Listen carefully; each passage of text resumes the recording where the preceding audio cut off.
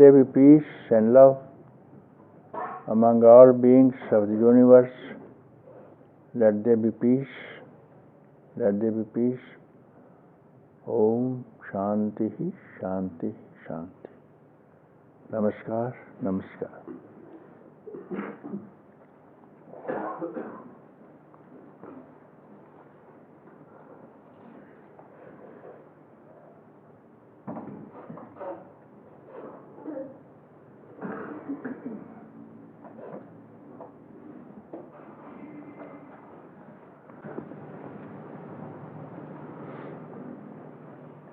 Again, the questions have been asked about how this universe comes out of emptiness.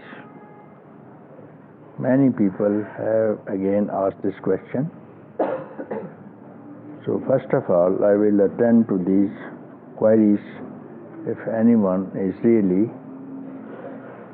understanding it. But again, short while I may tell you,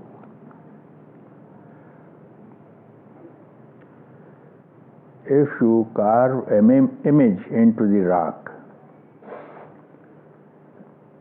before the image is carved, the rock had this capability to hold this image even before the image has been carved. It had a natural capability into the rock for the creation of this image whatsoever. Like we have a necklace, a gold necklace, and this necklace is made out of the gold,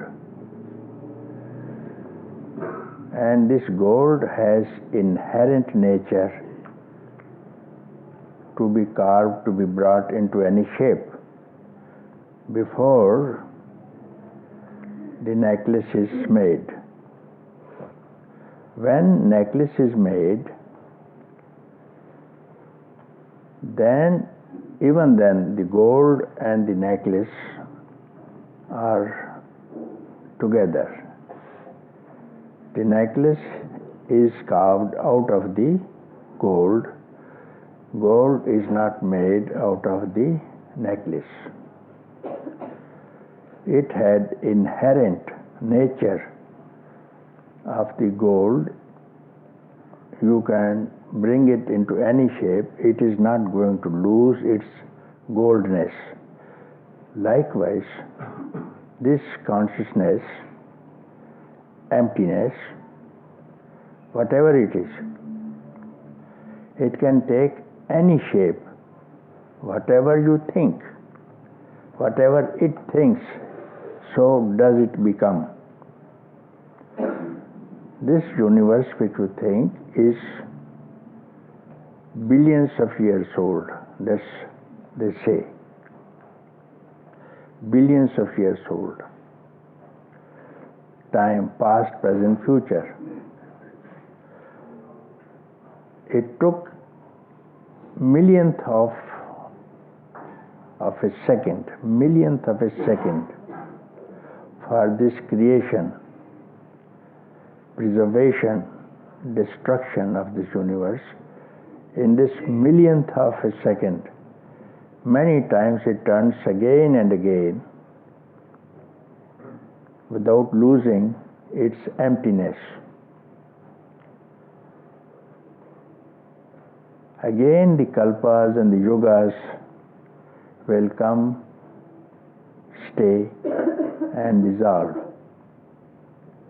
Like as you go to sleep, in a wink of a nap, you find yourself in Washington.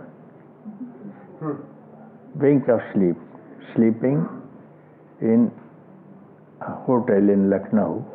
How did you travel that far?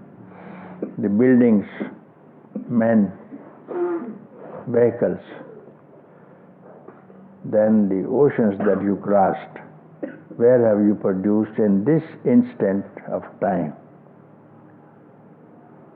Likewise, the same dream The consciousness creates this universe without losing its own nature. It is the inherent nature of the ocean to create waves. Waves may be there or not there. Ocean doesn't lose anything if there are no waves, and doesn't get anything, doesn't gain anything when there are plenty of waves in it and not troubled. The waves coming out of me will empty me. This ocean will remain an ocean. Like this, emptiness and consciousness will never be disturbed. So there is no question of this multiplicity and unity. There is no difference and no such thing as multiplicity and unity in the gold. You may carve anything from the gold, its goldness is not lost. Consciousness is not lost. The question was, why this creation has been created to give trouble to all these beings who stay in it. This looks to be a very sane question. Why God has created this universe to give trouble to so many people? We have to see what is the trouble now. You go into the forest, you see a stump of tree in the darkness, and you think that it is some dacoit, robber, and it is going to attack on you. With the close reasoning, if you find out it was merely a tree, where does this robber came out of the tree? How does it come? How fear arises in you, and then you called it, it's a bandit, it's going to attack on you, going to rob you, going to kill you. Where does all these things come? It means that you were not aware. Therefore, the rope looked like a snake. The snake was never present.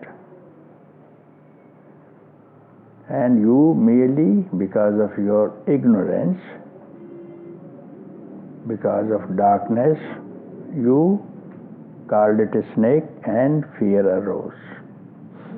There has been no snake at all. On close investigation, you find there was no snake. On very close investigation, you are going to investigate in the consciousness, where does this universe abide? Looking closely. Like the snake, it's going to disappear, as you experience every day when you go to sleep. Where does it disappear? Vast number of beings. Where do they disappear? All at once, within a blink of an eye. They disappear. Past, present, future disappear. On close investigation, you will find never did anything arise. And this is the ultimate truth. Without knowing this, your troubles are not going to end. Wherever there is duality, there is trouble. Where there are two, there is fear. Where there is oneness, there is no problem. Hence you have to investigate here and now without any postponement. Who am I right now? Then you are going to your inherent nature of your own beingness, of your own peace, happiness, eternity. And this you are going to do it here and now. It has to be done. Once you decide, because whatever you decide, it is done. Whatever you think, it is done. It is due to your postponement or not seriousness that you are troubled. Actually, who is troubled? Find out. Who is troubled? Just investigate. Ask yourself. When you are in trouble, ask yourself, who is in trouble? Neither the body will speak, I am in trouble, because when you sleep, the body is not in trouble at all. No one will agree, I am in trouble. Ask to any limb, one by one, because this is inert, body is inert. It cannot get into any trouble. Ask your mind, mind also is inert. Look at the mind, and mind also is not in trouble, because the same mind in sleep is no mind. Intellect also is not in trouble. Then who is in trouble? This is only your imagination. I am in trouble, and so you get into trouble, and I am happy, so you get happy. I am bound, you are bound. I suffer, you suffer. I am free, so you are free. Here, you don't agree. I suffer, you very well agree. Yes.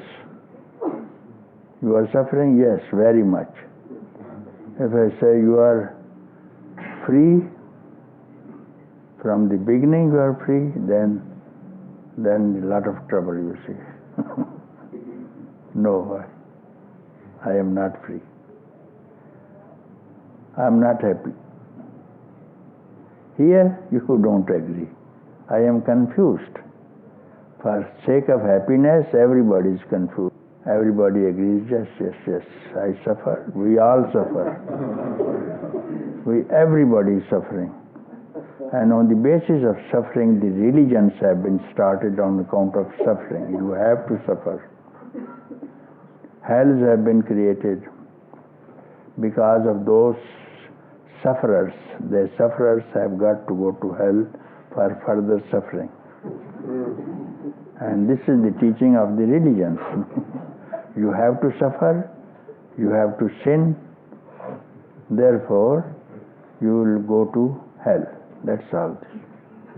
Who has seen the hell, first of all? Nobody is there to tell you there is no suffering. It's only imagination of the mind. Don't agree. You cannot suffer. If you ask yourself,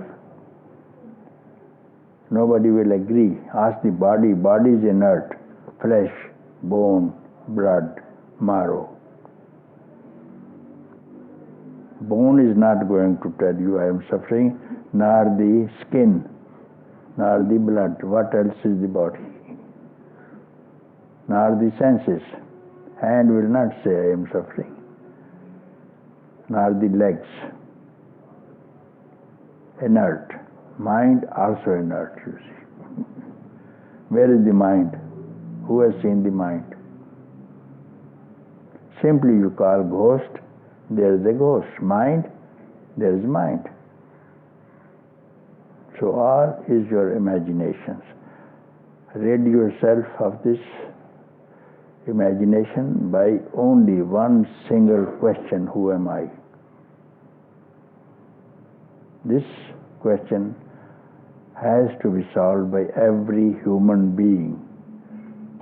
And this is the chance. This is the reward that the nature has given you, this dress of a human being. The rest dresses you have already worn and rejected. So this beautiful incarnation, godly incarnation, has to be respected, adored. And it is to win freedom from this hallucination, imagination that you have been suffering. So that is the end. Om.